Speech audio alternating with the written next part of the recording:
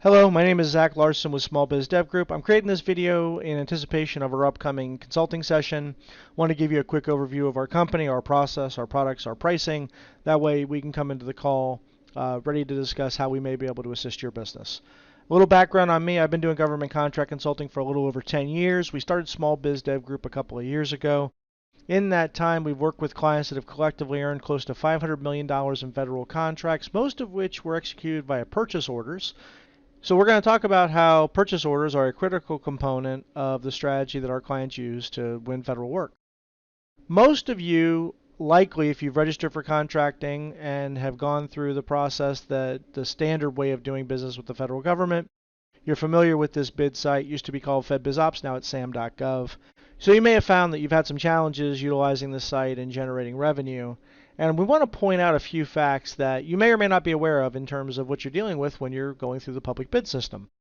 Number one, if you can see the opportunity here, that means everybody can see it. So obviously it's the most possible competition.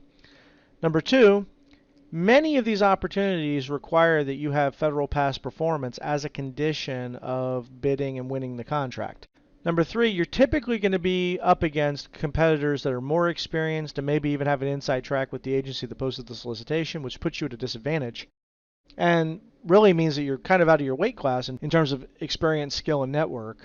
And number four, just sort of a byproduct of this process is a lot of times you have to price it to win it in such a way that you really can't make the money you need to make to begin with. And so it becomes a challenge to make money and be competitive from a pricing standpoint. Now, if you look at this from the other side of the table, the buyer's perspective, they are interested in risk avoidance. A lot of times they'll go with who they know and who they trust. All things being equal, would like to take the path of least resistance.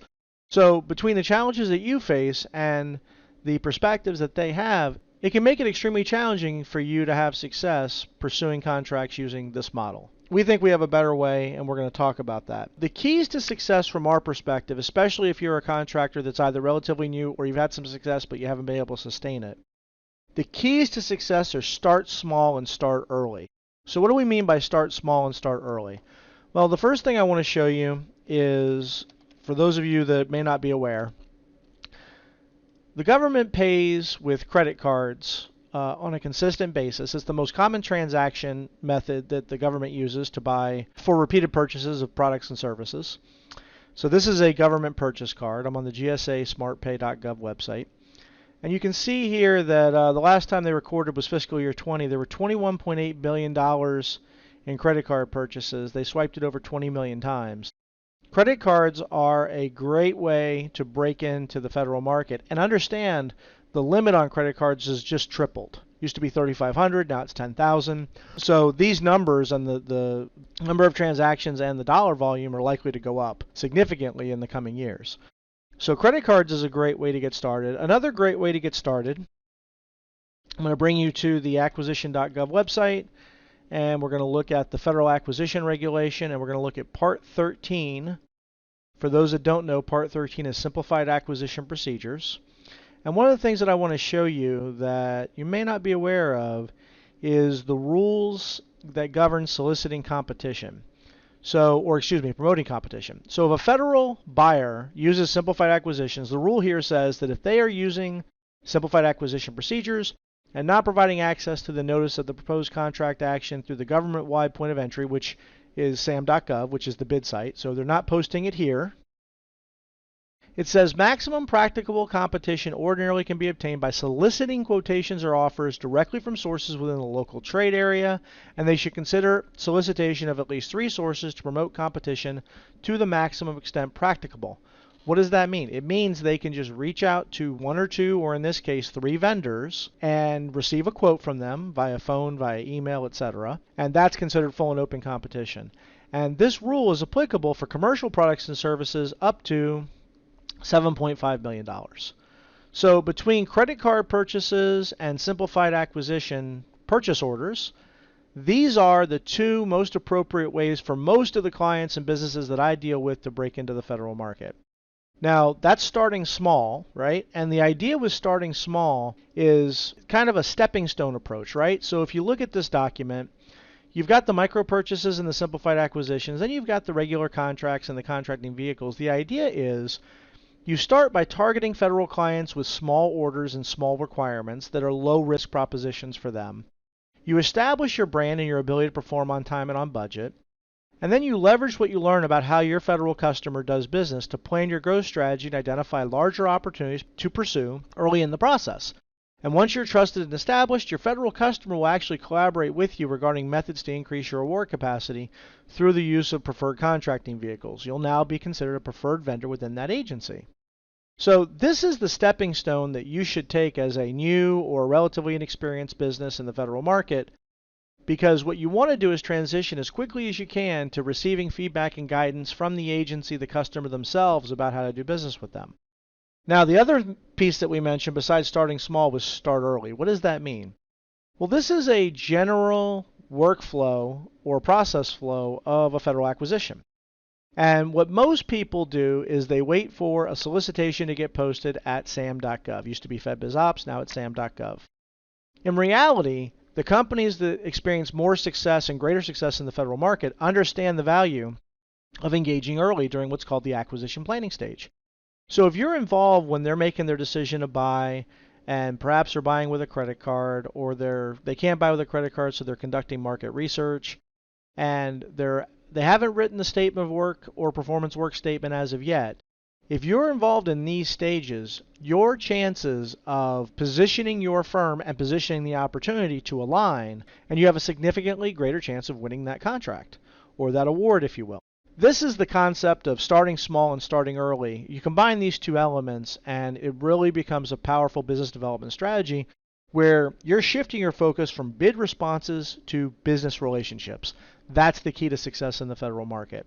Our process in helping you make that transition encompasses 5 stages. So you can see here, step 1 is target market research. You need to target the specific agencies, entities, locations, and people that buy your services, not just from a spending standpoint, but also from a return on investment potential for you. They work with small businesses, they use simplified acquisitions, they work with businesses that don't have a federal track record. Those are the elements that you're looking for in deciding who to target.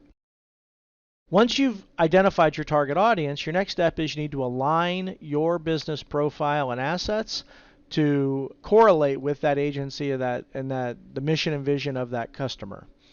Then you need to prepare for engagement, which includes a capability statement, any material, any collateral or assets that you're going to use to promote your services or to raise brand awareness about your company.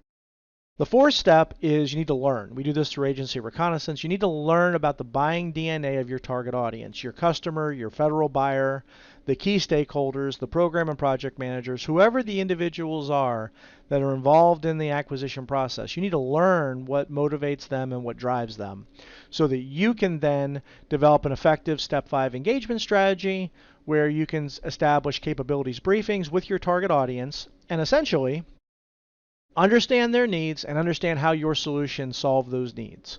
So this is the overarching business development strategy. The reason why the only price you see is the $1,500 is because I honestly don't know until we have a deeper conversation what you need and don't need. But everybody needs to start with the target market research because no matter how experienced or how successful my clients are, invariably none of them have done this level of deep dive research into who their target audience is in the federal market.